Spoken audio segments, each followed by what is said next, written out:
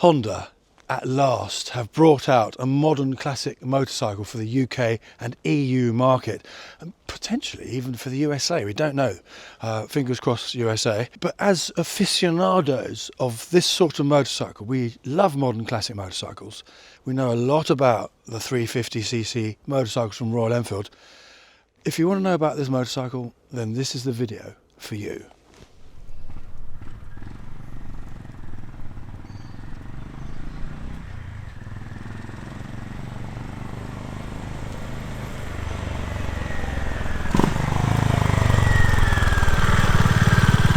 Honda got in touch with us a few weeks ago and said we've got the press bikes coming in and booked us the date. We're one of the first people to review the official bike, you know. So we obviously said absolutely, can't wait. Got down to see the bike. First impressions, it was sitting there in the warehouse, and wow, it was a very impressive looking bike. It's lovely looking, and it's not a small bike. It's you know, reasonably sized. And the first impressions riding it as well were very positive indeed. So we're going into all of that right now. Last year I rode this bike in Japan. I was travelling around Asia and I hired a GB350S just like this, the same colour. In fact, it might have been matte, the tank, rather than gloss. And I hired it for the day in Kyoto. I rode it up the mountains, into the hills. I got a good day's ride on it, but my initial impressions riding it in Japan have differed to riding it here, and I don't know whether the spec of the bike is slightly different, but to be honest it looks exactly the same. But getting on this bike, the feel of the engine is fantastic. It's ever so smooth. It's got a lovely plod single cylinder 350cc engine. It's a fabulous engine. It looks really nice. It's the best looking engine Honda have produced in quite some time, I would say. And my initial impressions were very positive, and it certainly put a smile on my face. So let's start with the most notable features of this bike, and one is the engine. It's a lovely engine, 350cc, and the torque is produced really low down. It peaks at 3,000 RPM, so it's got tons of grunt. For the city riding, for in and out of traffic, for accelerating, all that sort of thing, because it's got a long stroke engine, and that gives you that sort of lovely low down grunty torque. And the other notable feature is the geometry of the bike. It's very nice. It's very relaxed steering. It's not too sharp. Some bikes have the steering too steep. Say, for instance, the Royal Enfield Hunter, the angle of the forks, the rake is very steep. And on this, it's 27 degrees, which is just right. So it handles beautifully, and it's also stable. Now, one of the biggest deciding factors when you're looking at a new motorcycle is how much it's going to cost you to insure. So if you're wondering how much it costs to insure a GB350S, then click the link in our description and you can check out BikeSure and you can get a quote to find out how much this is, or any other motorcycle, whether it's a custom bike, whether it's a classic, whether you're a stockbroker or a farmer or a builder, they can find you a policy. So make sure you click the link in the description because it helps us out massively and it's a real support for the channel.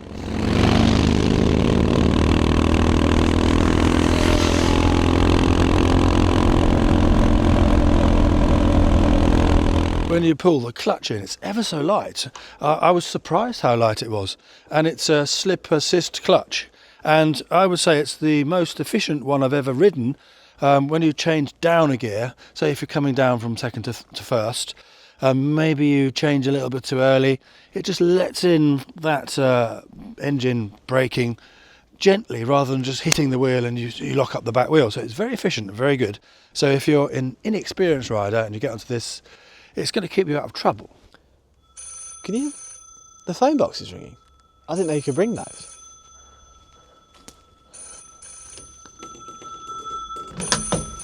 Hello?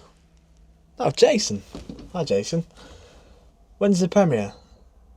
How did you find this phone number? Just to tell them to subscribe? Okay. You want me to tell them? He wants you to subscribe. Jason tells you to subscribe.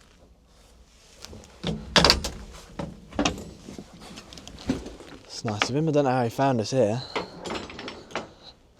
Now, when you step back and look at this motorcycle, it is a fantastic looking machine. The proportions are absolutely spot on. It really does look good.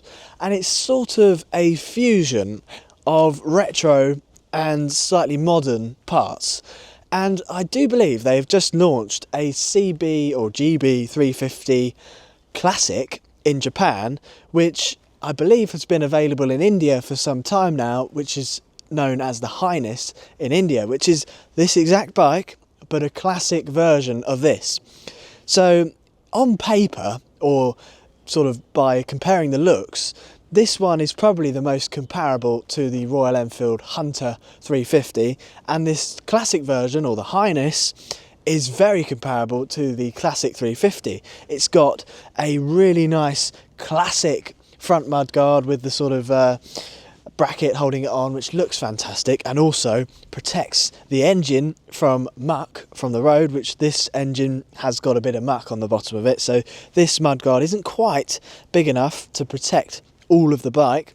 And again, on the rear mudguard, rather than this slightly modern rear mudguard that you've got here, it's got that beautiful sweeping classic rounded rear mudguard, which looks fantastic. Some of the other things that are slightly more modern on this bike is this headlamp. I'd prefer just a simple rounded headlamp. It's not bad looking, it looks fantastic. And this dial is probably one of the only things I'm not so keen on this bike. It just feels a little bit plasticky, it's a little bit too big, and it's got this big sort of side section with all the lights on it. So personally, I'd like to see a slightly more beautifully designed, classic looking analogue dial, but at least it's analog, so it's a step in the right direction. So looking front to back on the bike, you've got alloy wheels. They're quite nice looking wheels actually, single disc brake, conventional forks which look lovely. They're just the right thing to have on this bike, and you've got this little thing, rubbery thing, gaiter to protect the stanchions. You've got a really big tank actually. The first thing I thought when I sat on it, how wide is this tank? It's really big. And it's made of metal, which is rather nice. Moving on from what Darcy said here with the analog dial, it's not quite centered as well, and you've got this side bit. So as I say, if it was switched the other way around, so this is at the top or the bottom, then put it in the middle, that would be even better. So it's only a matter of moving it.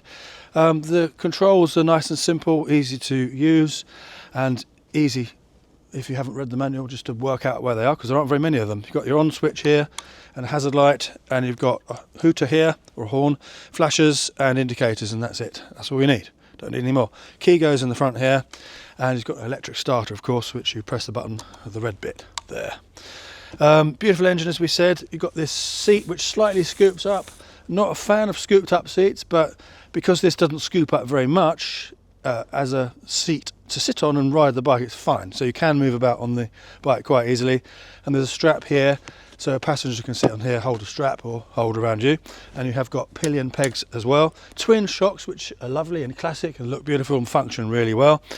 Just having a look at the engine this side, it's a good looking engine from both sides.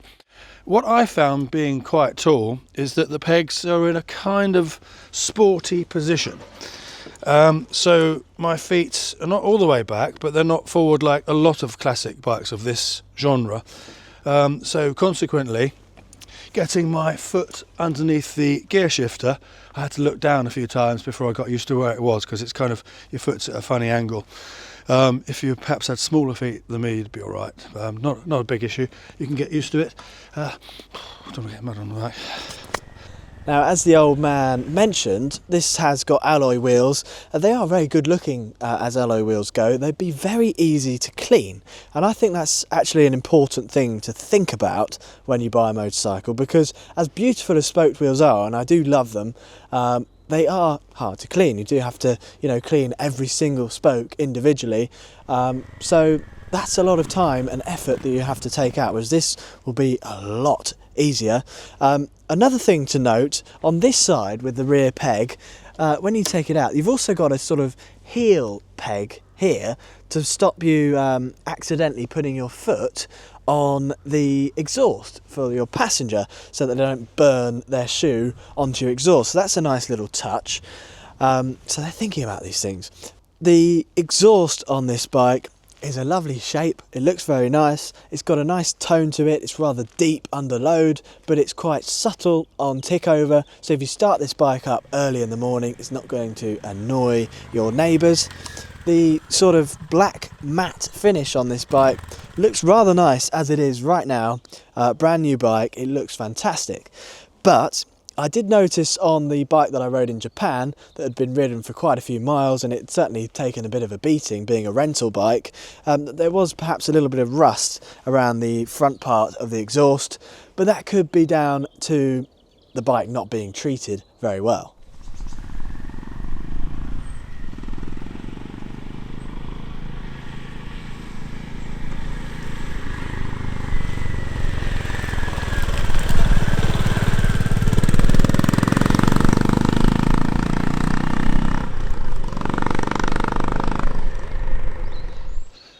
Now, the petrol tank on this bike is 15 litres. As I said, it looks quite wide from sitting on it.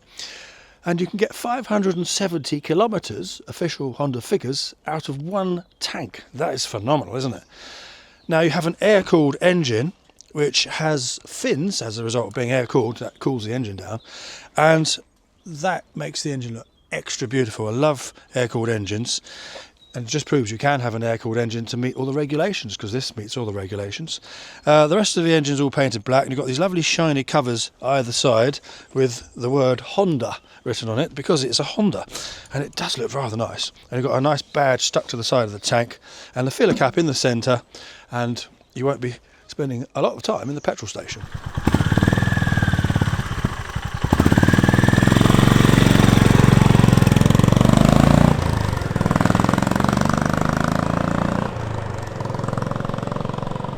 As I'm sitting on the bike, I'm 6'2" and a bit. Sometimes I'm 6'3". It depends on my mood, how tall I am, but I'm 6'2". This is a sort of semi-sporty riding position.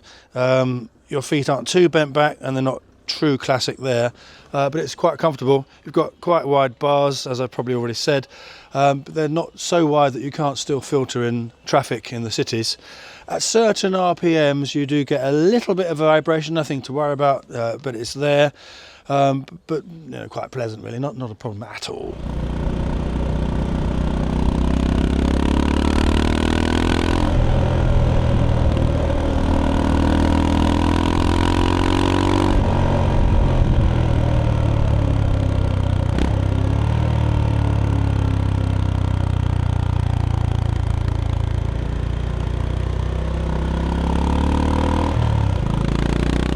This beautiful engine produces 20.7 brake horsepower at 5,500 RPM and 29 Newton meters of torque at 3,000 RPM. So the torque is readily available low down in the RPM range, which makes this bike a fantastic plodder. It chugs along at low RPM in and out of traffic in the country lanes. So it's really enjoyable motorcycle to ride. It's got a 5-speed gearbox, and you can do 70 miles an hour in 4th gear, and we both think this would easily do sort of 80 odd, but we ran out of road, and of course the legal speed limit is 70, so we don't condone going any faster than that. Now, this bike has got a side stand and a centre stand, which means it's easy to work on this bike. At home, if you know what you're doing, you can, put it up on the centre stand, lubricate the chain, do any maintenance you need to do, and it's nice for taking photos because the bike isn't leaned over. So we should have had it on the centre stand the whole time, really. Now, underneath the seat behind the rear left shock is a helmet lock, which you use the key from the bike to lock up. That's a really handy thing to have. And there's also a key slot on the side panel, and you can take the side panel off so you can access the electrics and the battery. Now, we made a video recently comparing a 1970s Suzuki GT185 to a modern Yamaha 125, and one of the things we remarked upon was how ugly the engine was, and it had wires and pipes and brackets all in the way of the engine, so you could barely actually see the engine. And this bike is proof that the Japanese manufacturers can still make an engine that looks beautiful. This is a stunning engine. There's no clutter, there's no wires in the way. It's very beautiful. It's got those lovely gaps and eyes of sight through the bike, which just looks fantastic. And this bike really marks a step in the right direction for Honda, and I hope that we will see a full retro lineup from Honda with different CCs, different engine sizes, different styles. I really do hope so. And you may remember a couple of years ago, back in 2021 I believe, now this bike's been discontinued in this country but it's still available in Japan, and that is the CB1100 RS.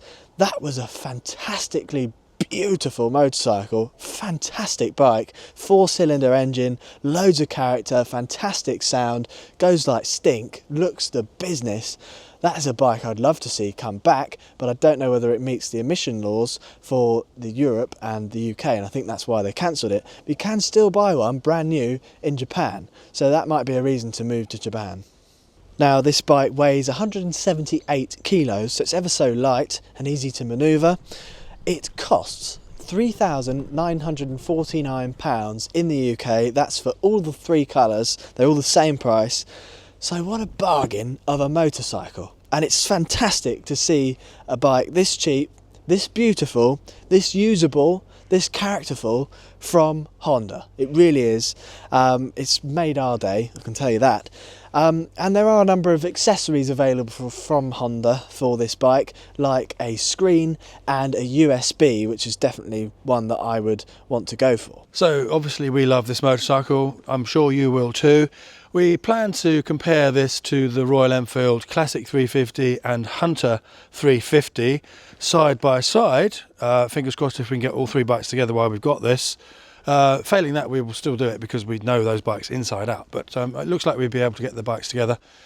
So that will be an interesting comparison, and lots more coming up on the channel. So make sure you're subscribed like Jason Statham just said. And we'll see you on the next video.